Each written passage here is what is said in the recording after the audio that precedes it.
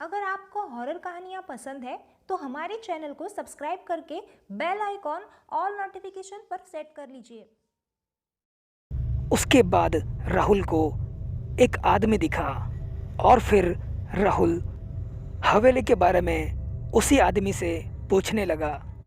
सुनिए भाई साहब, आप उस हवेली में क्यों जा रहे हो? मैं शेवंता की हवेली में रहने के लिए जा रहा हूँ। ओ भाई साहब, आप मेरी बात मान लीजिए, उस हवेली में बिल्कुल भी मत जाइएगा। उस आदमी की ये बातें सुनकर राहुल को और ज़्यादा गुस्सा आने लगा।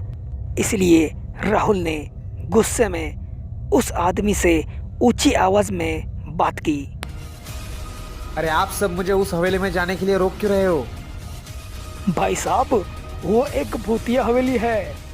उसका ड्रेस आप लोग मत लो, मैं अपनी हिफाजत खुद कर सकता हूँ।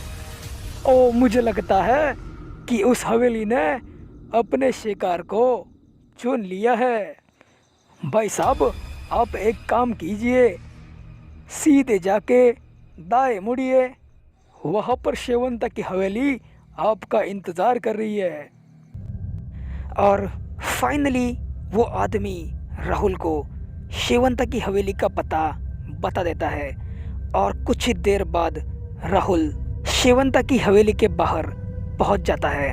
अब वो उस हवेली के अंदर जाने ही वाला था, तभी उसके सामने एक खूबसूरत लड़की आ जाती है। आखिर उस तांत्रिक बाबा ने और उस आदमी ने राहुल को शेवंता की हवेली में जाने से क्यों रोका? उन लोगों के मना करने के बावजूद राहुल उस हवेली में क्यों जाना चाहता है?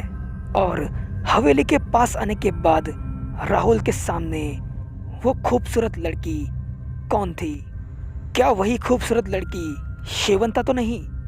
इन सब सवालों के जवाब आपको मिलेंगे शेवंता वेब सीरीज के अगले एपिसोड में।